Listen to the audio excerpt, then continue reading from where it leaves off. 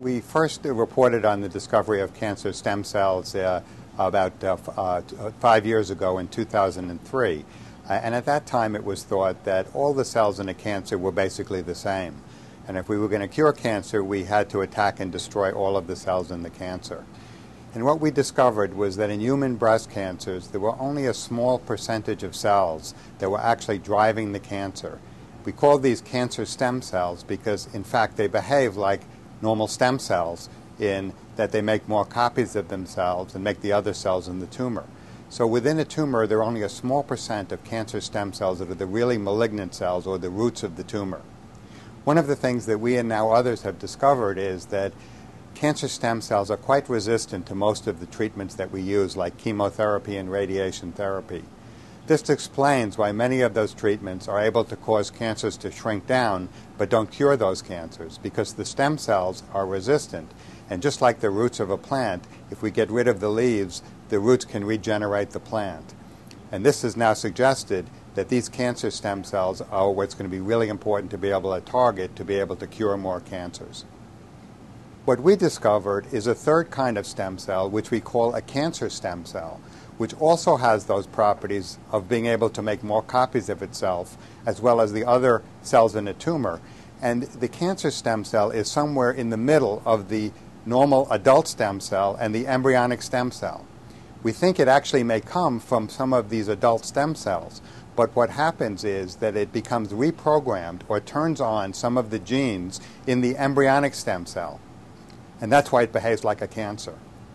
One of our biggest challenges in this field is to find new therapies that can target and kill cancer stem cells, but that don't injure the normal tissue stem cells that you need to live. For instance, you need normal stem cells in your bone marrow or in your intestine to live. So one of our challenges would be to find genes that are expressed in the cancer stem cells that are not expressed in the normal stem cells. A very exciting finding now over the last year in research is that some of the genes that are making the cancer stem cell grow are actually embryonic stem cell genes. So they're not found in adult stem cells. This means that we have new targets in cancer stem cells to develop new drugs to try to knock them out. What's really exciting is that since these genes are not found in adult tissues but only in embryonic tissue, they may have much less side effects when we develop these treatments than drugs that also destroy adult stem cells.